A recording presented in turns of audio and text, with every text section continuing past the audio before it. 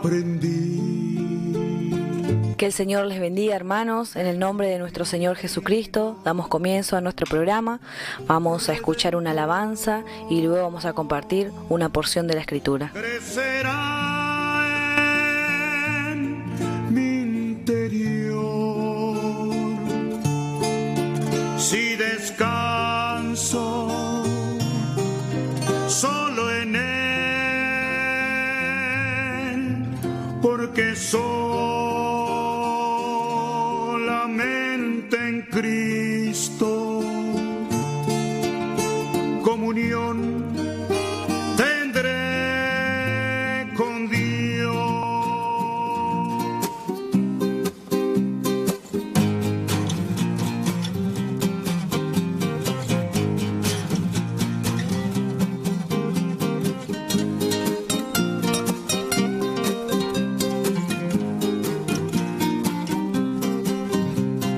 De buen ánimo esté tu alma, todo Cristo ya conquistó. Dañarte nunca jamás podrán, los vientos no importan cuán fieros son. De buen ánimo esté tu alma, todo Cristo controlará. La borrasca nunca podrá volcar tu barca en el mar. No temas ya, Cristo ya conquistó. Y tu pesar y tu dolor se volverán, se tornarán.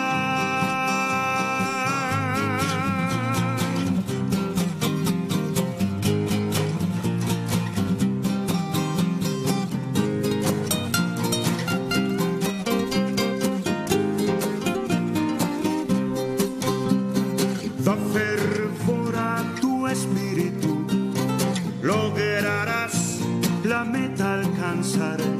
Avanza sin detenerte al andar, gana la carrera. Esfuérzate, da fervor a tu espíritu, Cristo es quien te dotará con fuerza hasta que la noche pase, te tomará el Señor. No temerás, Cristo te tomará. En la cresta montañosa que sombría parece estar. Vamos a abrir nuestras Biblias en el libro de Génesis. Vamos a continuar. Habíamos visto en la vida de José que Dios se detiene para terminar su obra en la vida de su padre Jacob. Y así verdaderamente muchas veces nosotros pensamos que Dios está actuando en una vida, pero en realidad está actuando también en otra. Y así es la obra de Dios. La obra de Dios quizá está trabajando especialmente en alguien, pero a todos nos abarca. Especialmente en la familia, en una congregación. Porque el deseo de Dios es que todos maduremos. Todos hoy estamos aquí y tenemos diferentes clases de crecimiento. Todos nosotros, todos acá, los que estamos sentados, hemos alcanzado cierto crecimiento. Pero Dios quiere que alcancemos más. Tenemos que llegar a la madurez completa. Y así vemos también que Dios obró en la vida de su siervo Jacob. Jacob ya no tiene simplemente una apariencia. no es una apariencia, no es la medida de su conocimiento. Es algo muy precioso. Habíamos visto en el capítulo 47 de Génesis, vamos a ver.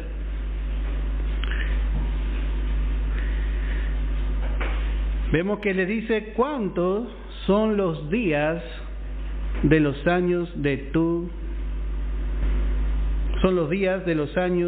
vida? Y dice en el verso 9: y Jacob le respondió a Faraón: los días de los años de mi peregrinación son 130 años. Pocos y malos han sido los días de los años de mi vida, y no han llegado a los días de los años de la vida de mis padres, en los días de su peregrinación.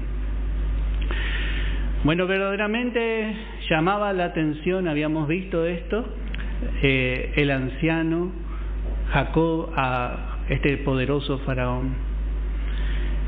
Y especialmente lo que le llamó la atención era cuántos días tenía, cuántos son los años de tu vida. Así el hombre pone atención a su vida, pero el creyente pone atención a los años de su peregrinación. ¿Note qué diferente? El hombre prepara su vida para vivir en este mundo. Y es algo muy, muy hermoso porque los faraones en ese tiempo preparaban su morada en la tierra. Ellos pensaban que al construir esas grandes pirámides, hay ciudades que fueron dedicadas especialmente a los muertos. Las pirámides, ustedes ven que son gigantescas, son realmente formidables. Hasta ahora no pueden descubrir cómo se construyeron. Supuestamente hasta los extraterrestres dicen que pudieron haber construido. Mentira, sabemos que no. Pero todo dedicado realmente a tratar de seguir existiendo aquí en la tierra. Sin embargo, vemos la esperanza de Jacob, que la esperanza de Jacob es ser un peregrino para vivir luego en los cielos. Y eso es lo que somos nosotros. Vemos que él marca bien la diferencia. El hombre se prepara, hermano, para vivir aquí, para siempre. Trata de no morir nunca. Si fuese por el hombre, no moriría nunca. Había una hermana hace muchos años atrás que mi mamá visitaba. Vivía allá por el Arroyito. Y yo era chiquito, tenía 4 o 5 años, y mamá me subía acá en el colectivo en la esquina y le íbamos a visitar. Y le decía: hermana, el Señor viene. Mamá cuando llegaba le decía a la hermana: el Señor viene. Y la hermana decía: yo no quiero que venga, hermana. ¿Y por qué? Dice: y porque yo en el cielo no voy a poder comer lechón, dice. Porque el hombre piensa en las cosas de esta tierra. Y cuando nos llega el tiempo de nuestra peregrinación, hermano, ¿sabe lo que va a suceder? Contentos nos vamos a encontrar en la presencia y en la casa de nuestro Padre Celestial. Nada de la tierra vamos a anhelar. ¿Sabe, hermano? Por eso cuando más crecemos y la nueva creación más se desarrolla en nuestra vida, menos nos apegamos a las cosas de la tierra. Sí, queremos las cosas de la tierra, pero ellas tienen que estar al servicio de la obra del Señor. No pueden ser para que nosotros sea un estorbo, para que nosotros vayamos a la morada celestial. Tiene que ser con un verdadero propósito. Por eso vemos la manera de hablar, vemos en Jacob ya no una apariencia, vemos en Jacob a un hombre de fe, hablando a un hombre que estaba preparándose para cruzar de esta vida. Su tumba, hasta ahora están descubriendo tumbas, hasta hace poco se descubrió una nueva tumba de un nuevo faraón. Pero siempre recuerdo cuando descubrieron la tumba de Tutankamón. Hermano, estaba lleno de oro. lleno de vasijas con monedas de oro, llena. Pero ¿sabe qué? No le quedó nada. Le saquearon la tumba, porque amontonó acá y estaba enterrado con todo su tesoro acá. Pero note lo que dice la palabra en Filipenses capítulo 3. Vamos a leer en Filipenses capítulo 3, en el verso 20. No le quedaron ni los huesos, hermanos, ¿sabe? Porque el hombre, hace tesoro donde la polilla y el orín destruye, y donde los ladrones hurtan. Pero aquí vemos al anciano dando testimonio de su fe. Acá vemos que la fe es más antigua que la cruz. La fe pertenece a aquellos que escucharon las promesas de Dios, porque la fe es por el oír de la palabra de Dios. Y dice más, nuestra ciudadanía está en los cielos. Yo siempre pienso, estos faraones hicieron ciudades a los muertos. Se llamaban, vuelvo a repetir, necrópolis. Nosotros estudiábamos la dinastía de los diferentes faraones, hermanos, cuando hice el profesorado de historia. Creo que la materia más horrorosa para dar es historia mundial en primer año, porque es Egipto. Y había que estudiar de Nemesis, de hermano de... y todos se murieron. Y uno edificó una pirámide, no le sirvió nada. Hicieron una ciudad de muertos. Y cuántas cosas que todavía el hombre no habrá descubierto. Pero dice Jacob, en los días de mi peregrinación, yo estoy caminando. La palabra peregrino significa uno que está de paso y va hacia un lugar. Y dice más, nuestra ciudadanía, nuestro lugar final, nuestra morada final, está en los cielos. Y mientras peregrinamos en este mundo, dice, es de donde también esperamos al Salvador, al Señor Jesucristo, el cual transformará el cuerpo de la humillación nuestra. Este cuerpo, comparado con nuestro cuerpo que va a ser un cuerpo de gloria, es un cuerpo de humillación, finito, limitado. El cuerpo de gloria, hermano, no tendrá límite. No tendrá límite. A veces, cuando yo recién me convertí al Evangelio, yo pensaba en el cuerpo glorificado como un avión que puede ir para acá, puede ir para allá. Pero al avión se le termina el combustible, después pensé. No es como un avión. Y el avión es para esta atmósfera.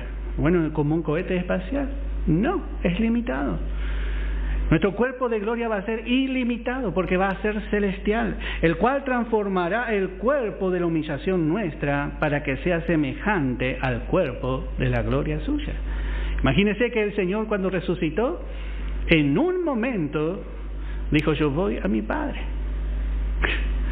Iba a cruzar el universo entero en ese cuerpo de resurrección. ¿En cuánto? ¿En cuánto, hermano? Y Pablo dice también, hablando de nuestra transformación, en un abrir y cerrar de ojos. ¿Qué, hermanos, desconocemos esto? Pero cuando empezamos a crecer, también empezamos a reconocer que somos forasteros. Nos conviene.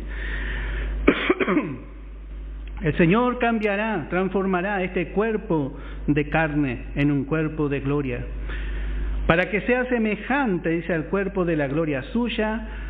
Y esto va a ser a través del poder del Espíritu Santo, por el poder con el cual también puede sujetar a sí mismo todas las cosas. Eso es lo que va a ocurrir con cada creyente. Cada creyente está peregrinando hasta que un día va a entrar a su ciudad celestial. En Colosenses vamos a leer capítulo 1. Colosenses viene después de Filipenses, allá al ladito nomás. Colosenses capítulo 1, en el verso 12, y dice, con gozo, dando gracias al Padre. Así tenemos que estar, hermanos, gozosos en esta tarde, porque el Señor nos hizo aptos. Nos hizo aptos dice la palabra, para participar.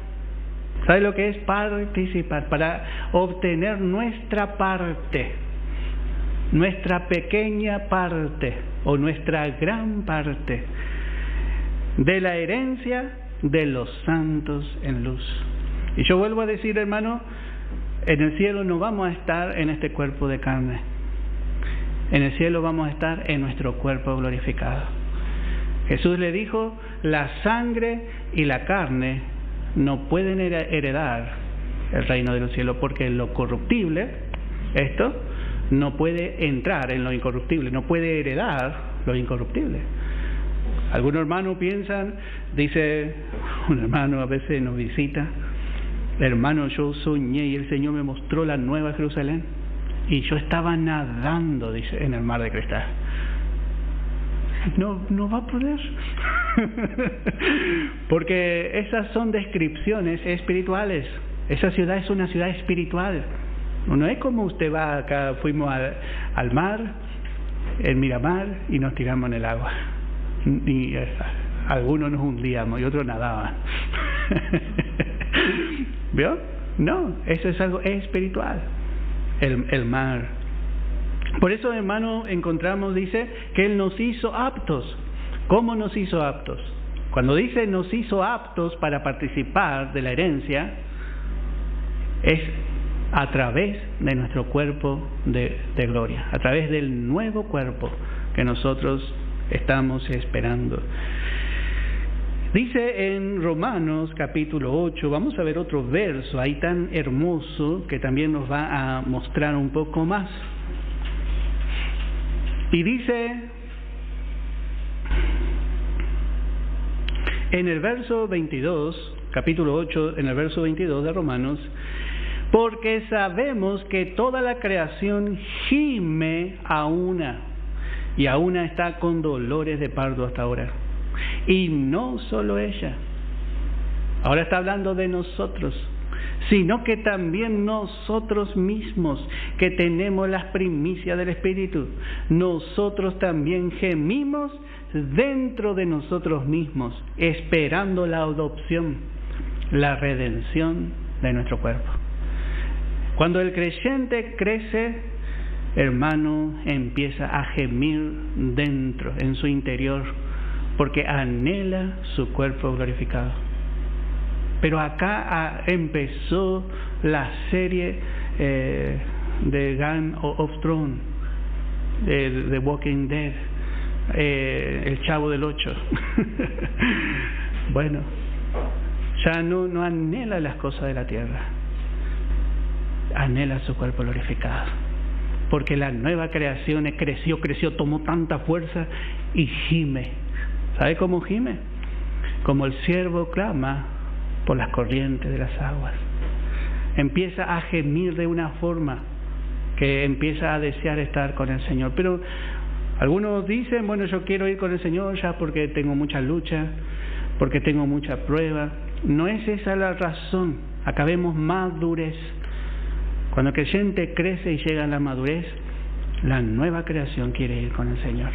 Quiere ser revestido, ya se sale de adentro la nueva creación, porque quiere ya quiere tocar al Señor, quiere tocar su herencia.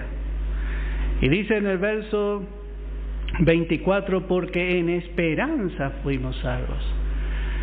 La primera esperanza que se nos habló cuando fuimos salvos fue la esperanza de la vida eterna. Tenemos vida eterna. Y la vida eterna, hermano, no va a ser en nuestro cuerpo. En esperanza fuimos salvos, va a ser en esperanza de resurrección. Pero la esperanza que se ve, este cuerpo, no es esperanza, no es lo que estamos esperando. Porque lo que alguno ve, ¿a qué esperarlo? Pero si esperamos lo que no vemos, con paciencia lo aguardamos. Y eso es lo que estamos aguardando. El creyente, hermano, ha sido salvado para esperar ese día. Y, hermano, no debemos olvidarnos que no somos de este mundo. Vemos bien claras las cosas en la voz de bueno, de Jacob, muy claro. Sin duda le habrá llamado la atención, porque Faraón no era un peregrino. Él, cuando moría, le iban a enterrar ahí dentro de la pirámide. Pero Jacob le dijo: los años de mi peregrinación, de este camino que todavía no llegó a su fin, son 130 años. Estamos en Génesis 47, en el verso 9. Y vemos en el verso 10, y Jacob dice otra vez, por segunda vez, bendijo a Faraón y salió de la presencia de Faraón. Vemos que los egipcios abominaban a los pastores. Habíamos visto esto. Acuérdese que los egipcios abominan los pastores de ovejas. Pero vemos al abominable pastor de ovejas bendiciendo al egipcio más poderoso. Esto solo puede hacer el Señor.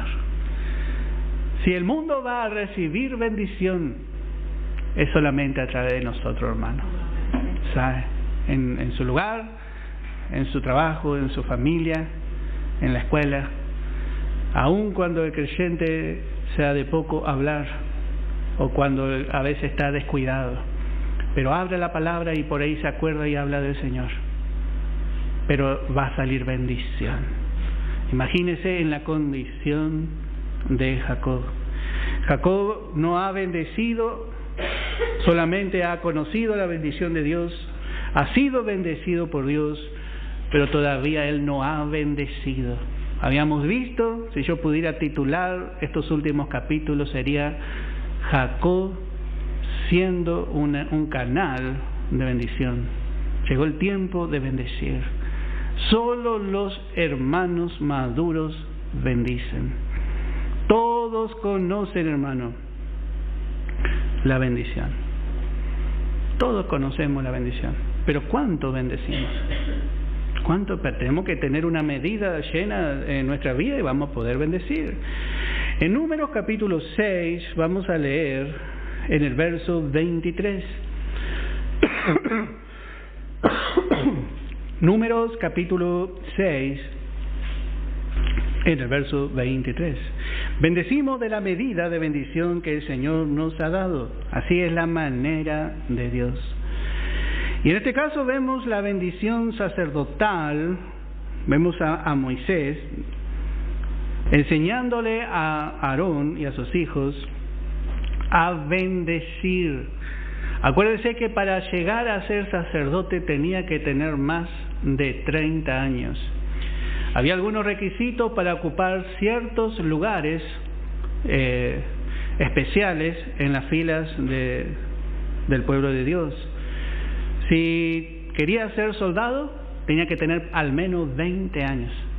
Así el creyente, si va a pelear espiritualmente, tiene que tener cierta madurez. Pero si va a ser sacerdote, el sacerdote tiene que mostrarse paciente y misericordioso. Y tiene que saber bendecir.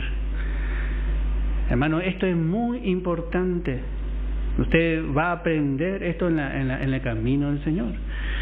Y dice: y habla a Aarón y a sus hijos, ellos eran los sacerdotes, y diles: así bendeciréis a los hijos de Israel. Note que Dios nunca les enseñó a maldecir. El creyente nunca debe decir: te maldigo. Eso nunca debe salir de nuestra boca, porque nosotros no fuimos puestos por Dios para la maldición. Y si alguien le dice: yo te maldigo, te dígale: maldición de burro no vale. No se vaya a preocupar, porque la bendición de Dios está sobre usted. ¿Sabe, hermano? Porque el Señor no puso, a veces lo he visto en este camino, a pastores maldecir. Una oveja se le va: y te maldigo. No, oramos. Encima oramos para que el Señor muchas veces tenga misericordia. Pero el creyente no debe maldecir. La palabra nunca nos enseña, y Dios nos va a respaldar esas clases de oraciones. Bueno, verso 24. Mire cómo Dios le enseñó a través de Moisés. Jehová te bendiga y te guarde.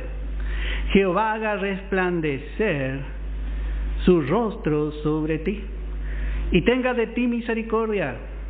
Jehová alce sobre ti su rostro y ponga en ti paz.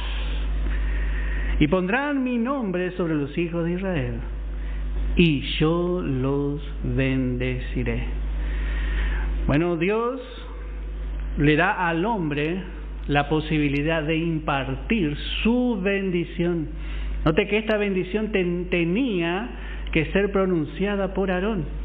Y así Dios ha puesto su bendición en nuestro corazón y en nuestra boca.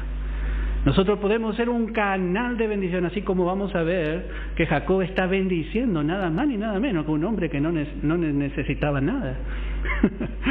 Un hombre que se consideraba a sí mismo un Dios.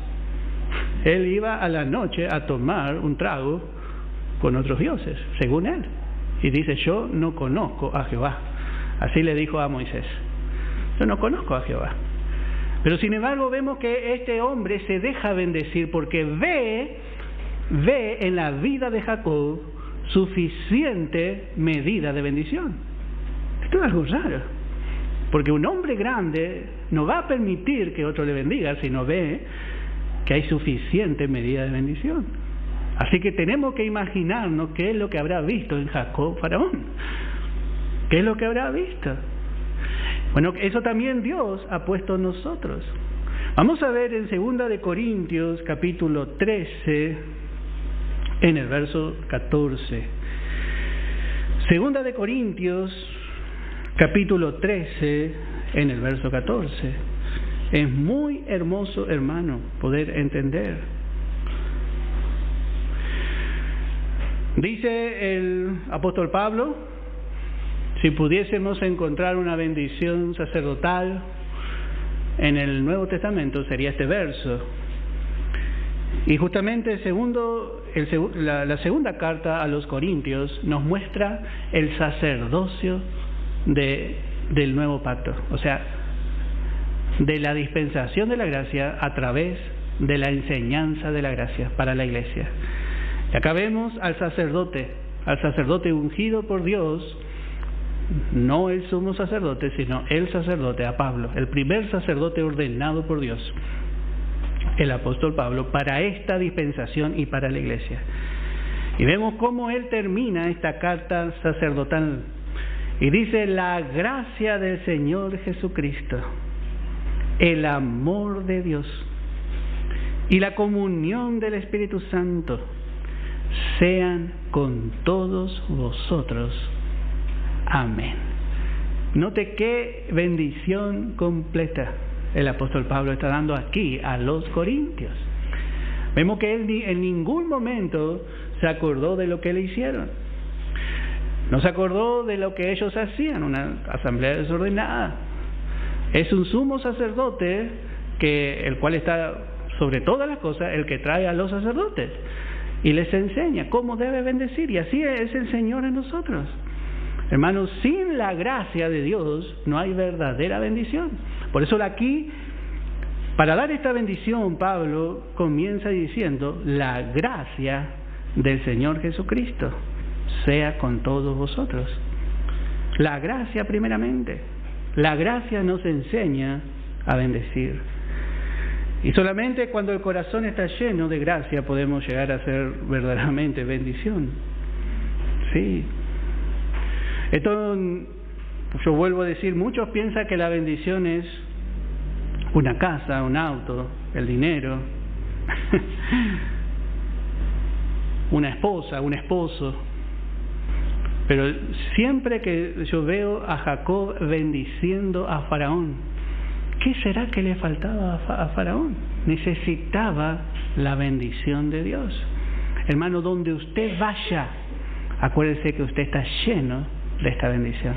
Si es que por lo menos usted está atesorando esta palabra en su corazón, tiene la posibilidad de bendecir. por más que usted vea que no falta nada a su alrededor. Nosotros, me imagino siempre vamos y visitamos a esa gente que no tiene tantos recursos y queremos llevar bendición. A veces llevamos ropa, llevamos computadoras, llevamos lo que el Señor ha puesto en nuestra mano. Pero cuando vamos a un lugar, a mí me ha tocado ir a lugares donde hay de todo y sobra todo, parece que ahí no podemos bendecir. ¿Y acá? Bueno, hermano, podemos bendecir como Jacob bendijo a Faraón. Podemos dar la palabra, podemos orar, porque la verdadera bendición, hermano, yo vuelvo a decir, no tiene nada que ver con lo material. Dios estaba operando por medio de Jacob. Así es. Qué impresionante. Y estamos viendo, vamos a volver en Génesis. Yo tenía otro verso más. Acá está, vamos a leer este verso. Y con esto vamos a terminar el tema de la bendición. Romanos capítulo 12 en el verso 14. Romanos capítulo 12 en el verso 14.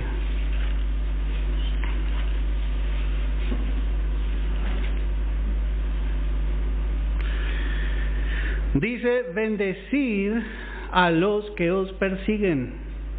Bendecid, vuelve a decir 2 veces, y no maldigáis. Esto es lo que enseña la palabra. Pero yo vuelvo a decir, hermano, para bendecir tenemos que tener bendición. Podemos bendecir de muchas formas, hermano, pero para eso Dios nos tiene que haber bendecido. No vamos a poder bendecir si Dios no nos ha colmado de su bendición primero. Por eso es un privilegio de los hijos de Dios bendecir en todos los aspectos. El creyente puede bendecir ¿cuándo? Cuando está lleno, cuando es bendecido. Por eso vemos que la promesa era a Abraham: te bendeciré, y luego dice, no dice primero, dice serás de bendición y yo te bendeciré. No es la manera de Dios. Dios dice te bendeciré. Eso es algo seguro, hermano, y serás bendición. Por eso siempre vamos a ver que el Señor nos bendice. Y así vemos que el mundo busca su descanso en la tierra. Estamos admirando, estamos viendo ya los últimos 7 años de hambre. Habíamos visto que estos 7 años de hambre ya se están acabando. Estos 7 años en donde el Nilo, habíamos visto que Egipto fue un lugar seco. Es grande Egipto, pero es seco, porque tiene un solo río, el río Nilo, y depende de que este Nilo se desborde. Ellos esperaban el desborde del Nilo para que cuando el agua vuelva a su cauce, la tierra quede preparada para sembrarla. Pero en estos 7 años vamos a ver que el Nilo no se desbordó, por eso hubo hambre. Y así vemos que Dios controla la naturaleza y controla el recurso que hay en el mundo. Dios está detrás de todas las cosas. Y vemos también, vamos a volver en Génesis 47 en el verso 11. Y así José hizo habitar a su padre y a sus hermanos y les dio posesión en la tierra de Egipto, en lo mejor de la tierra de Ramesés. Allí están las pirámides, justamente en esta tierra de Ramesés, donde estuvo Israel. Bueno, fueron donde ellos trabajaron para construir las pirámides, como mandó Faraón. Bueno, y así vemos que José hizo habitar. José. Vemos que de perderlo todo, ahora vamos a ver a José, de ahora en adelante, como el proveedor. El proveedor de su familia, de su pueblo, cuidando y protegiendo a los suyos, pero también vamos a ver que Él va a comprar luego todo, aún a Egipto. Egipto va a ser administrado y va a ser comprado por José. Lo vamos a ver de ahora, hermano, y es muy precioso. Y vemos realmente cómo este hombre habíamos visto que es un tipo del Señor Jesucristo. Habíamos visto que Él lo había perdido todo, pero gracias a esa experiencia, bueno, ahora vemos que Él también tiene la capacidad de ayudarnos a través de lo que Él sufrió. Porque el Señor fue exaltado y Él tiene hoy toda autoridad. Él ha ganado un lugar de alto honor en los cielos como hombre para ayudar a su descendencia, a los hijos de los hombres. Vamos a ver en 2 de Corintios, capítulo 8, en el verso 9. 2 de Corintios, capítulo 8, en el verso 9. Y dice, porque ya conocéis la gracia de nuestro Señor Jesucristo, que por amor de vosotros se hizo pobre. Así fue con José. Llegó a ser esclavo, llegó a ser preso, llegó a perder a su padre, a su familia, la posición que ocupaba delante de su padre. Dice que Jacob amaba más a José que a todos sus demás hijos, pero lo perdió todo. Y así también vemos al Señor de la gloria entrando en el mundo, despojándose de toda su gloria. Se despojó de todo y vino a vivir lejos de su Padre. Y aún en la cruz le vemos en profunda pobreza. Cuando miramos la cruz vemos a un hombre desnudo, pobre. Y dice aquí, nos enseña que fue por amor a nosotros. Por amor a nosotros se hizo pobre, siendo rico. La cruz es la señal de que el Señor ha pasado por una profunda pobreza. Pero dice, para que vosotros con su pobreza fueseis enriquecidos. Así vemos hoy a José. Él pasó por una profunda pobreza, pero él ha enriquecido a su padre, a sus hermanos. Hoy cantábamos, me reía cuando la hermana quería cantar. Dice, fue por su padre, a quien amaba. Él amaba a su padre. El padre tenía un hijo, pero él llevó muchos hijos a la gloria. Ahora el padre tiene muchos hijos. Muchos hijos tiene el padre. El padre amaba a este hijo, pero no hizo hijos parecidos a este hijo a que Dios amaba. Nosotros llevamos la imagen de Cristo. Él quería que nosotros fuésemos hechos semejante a la imagen de su hijo. A veces los padres tienen un hijo al que es obediente y ¡ay, cómo quiero a este hijo! Y bueno, parece que Dios también. Dios dijo, yo quiero muchos hijos como este hijo es. Y puso en el ser humano, puso la imagen de su hijo amado, hermano. Así vemos que enriqueció a su padre, pero también nos ha enriquecido a nosotros, hermano.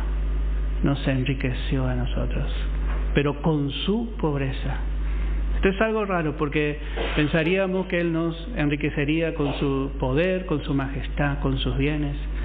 Con su pobreza Él nos ha enriquecido. Él enriqueció a los suyos. Vamos a ver en Isaías capítulo 55. Él hizo habitar a su padre y a sus hermanos y le dio posesión, cosa que ellos nunca iban a imaginar. La tierra de Canaán ellos tenían, pero Dios le dio posesión en Egipto. ¿Qué habrá? Habíamos visto que Jacob pensó antes de ir y Dios salió para decirle, tenés que ir porque esto viene de mi parte. Dice, hablando de su pueblo, A todos los sedientos, venid a las aguas, y a los que no tienen dinero, venid comprar. Así fue realmente con el pueblo de Israel, ¿no? Así fue con la familia de José. Ellos no pagaron nada, se les devolvió el dinero. A todos los sedientos, venid a las aguas, y a los que no tienen dinero, venid a comprar, porque esta es la gracia. La gracia de Dios es así. El Dios de gracia es así. Él quiere bendecir. Venid y comer, comprar sin dinero y sin precio vino y leche. Vamos a leer también en el Evangelio de Mateo. Tenemos otra porción que creo que podamos entender, ya hablando de Israel, hablando dispensacionalmente. En el capítulo 5, en el verso 5. Capítulo 5 del Evangelio de Mateo, en el verso 5. Dice: bienaventurados los mansos, porque ellos recibirán la tierra por heredad, por posesión. Bueno, así vemos, hermano, que Israel un día va a recibir la tierra, cuando ellos vuelvan a aquel que vendieron, aquel que rechazaron, que tiraron a un pozo. Cuando ellos vuelvan, ya no en incredulidad, y vean al que traspasaron, Él les va a dar la tierra por heredad. Acá está hablando el Evangelio de Mateo, habla a Israel. Muchos himnos nosotros a veces cantamos y decimos: vamos a reinar en la tierra. Y el creyente no tiene un llamado terrenal. La tierra es para Israel, pero nuestra ciudadanía está en los cielos. ¿Entiende, hermano? La tierra, hay dos pueblos, habíamos visto, esto vamos a ver los domingos cuando empezamos los estudios. El pueblo de Israel es como la arena del mar, pero el pueblo celestial, la iglesia, es como la estrella que está en los cielos. Dios le dijo así a Abraham: yo haré tu descendencia, la herencia, la descendencia de su linaje terrenal es como la arena, que no se puede contar. Así son los judíos. Pero luego dice, le sacó de noche y dice: contá las estrellas, dice, porque había una descendencia que era del cielo, y eso éramos nosotros en esta dispensación. Bueno, nosotros no vamos a reinar sobre la tierra, vamos a reinar desde la Nueva Jerusalén por toda la eternidad sobre los mismos cielos. Por eso es diferente. Así vemos que le dice: venid y comprad sin dinero. Note que él no le dice venid y recibir, aunque no tenga dinero, porque dice comprar, porque la compra le da derecho. ¿Entiendes? Si usted hizo una compra, usted va a salir de ese lugar con una ¿qué le van a dar? ¿Qué le da el hermano cuando usted le compran a usted? No, vamos a ponerlo en le da una factura, y esa factura dice: esto es mío. Pero nosotros fuimos y hemos recibido un derecho sin dinero, porque fue una compra, hubo un precio que se pagó, el Señor pagó, y nosotros por gracia nos apropiamos. Y así fue con Israel. Hizo habitar a su padre y a sus hermanos y le dio posesión. Los hizo poseer completamente por gracia. Porque todo fue pagado. Él alcanzó, a través de su pobreza, de su sufrimiento, Él alcanzó todo lo que había en Egipto. Todo estaba a su disposición. Y los hizo poseer. Y así ha ocurrido con nosotros. Hermanos, nosotros somos herederos de Dios y coherederos con Cristo si sufrimos con Él. Pero somos herederos a través de Cristo, a través de su sufrimiento, a través de su pobreza. Eso tenemos que entender bien. En Efesios capítulo 1, vamos a leer en el verso 11. No es que esto fue gratis. No es que usted, a veces nosotros vamos a Carrefour, acá en el Carrefour de las Heras, con la hermana Gisela, y usted entra y hay un stand, y hay un café, una máquina que hace café, y unas pasitas. A veces hay bizcochuelo, budincito. Usted va y se sirve. Eso es gratis. Pero acá dice comprar. Acá hubo un precio. ¿Entiende? No es un sí, para nosotros fue un regalo, pero alguien pagó y nos dio derecho, nos regaló la boleta para que luego presentemos. ¿Entiende? Tenemos los papeles de lo que el Señor nos ha dado. Efesios capítulo 1 en el verso 11. Efesios capítulo 1 en el verso 11. Dice, en Él, asimismo, en Él, fíjese que el Él está en minúscula o en mayúscula. Está en mayúscula, habla de Cristo. En Cristo, podemos decir. En vez de en Él, en Cristo, asimismo, tuvimos herencia. ¿Entiendes? En Él. Porque Él fue el que compró. Por gracia y por fe nosotros hemos alcanzado. Pero a Él le costó su vida. A Él le costó su vida. En Él asimismo tuvimos herencia, habiendo sido predestinados conforme al propósito del que hace todas las cosas, según el designio de su voluntad.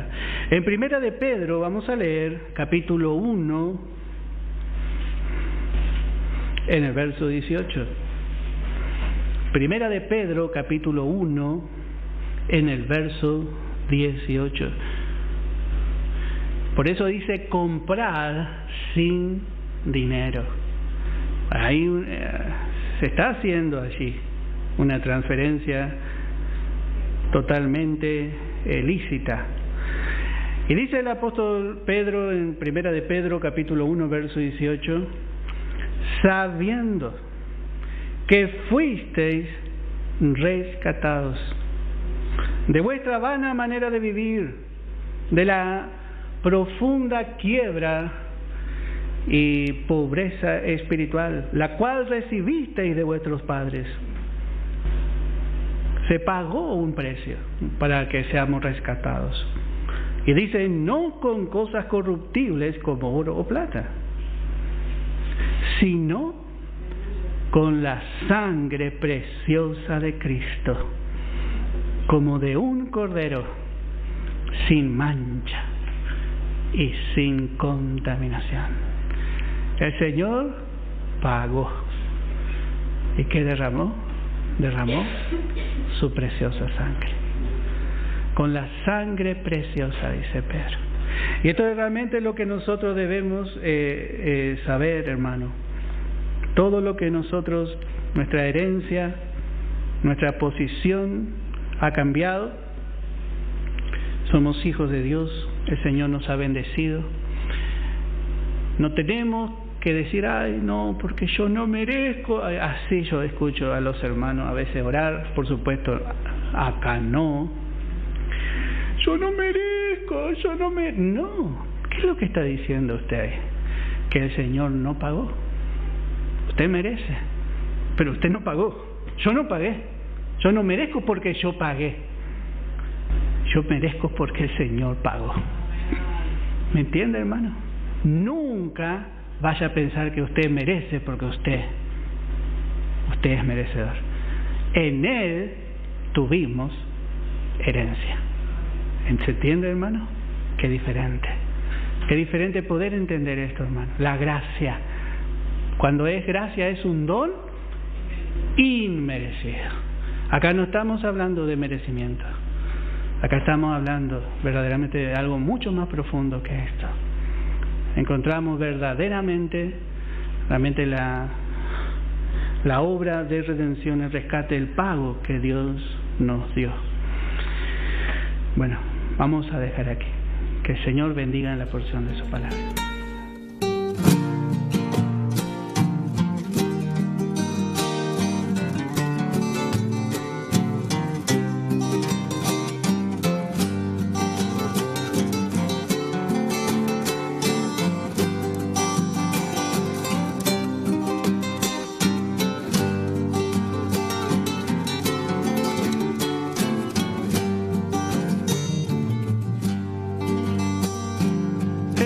La lucha no podrá el cristiano que quiere heredar espíritus de maldad, combatiendo están contra aquellos que aman la palabra de verdad, que es un arma letal porque viene de Dios.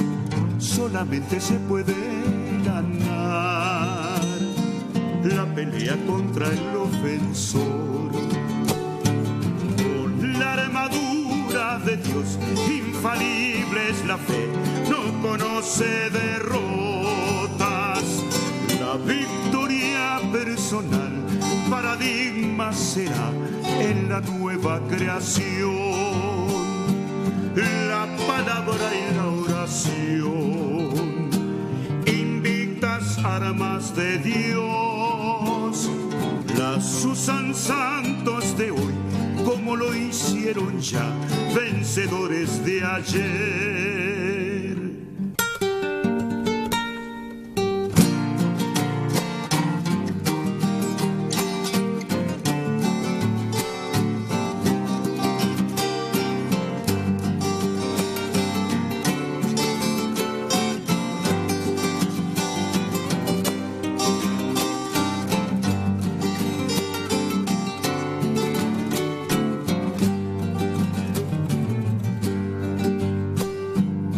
El que conoce la verdad ante un enemigo espiritual. Con la armadura de Dios, cuyo eje es la fe, imposible es perder. Sobre la ayuda de Dios solo resta esperar cómo y cuándo lo hará. Solo vencerá el corredor, aplicando siempre la verdad.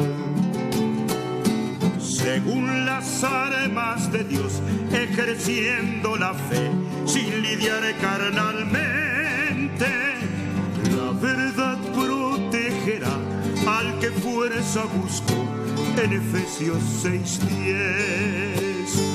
En todo tiempo y manera es importante luchar según las armas de Dios, las que usaron también vencedores de ayer.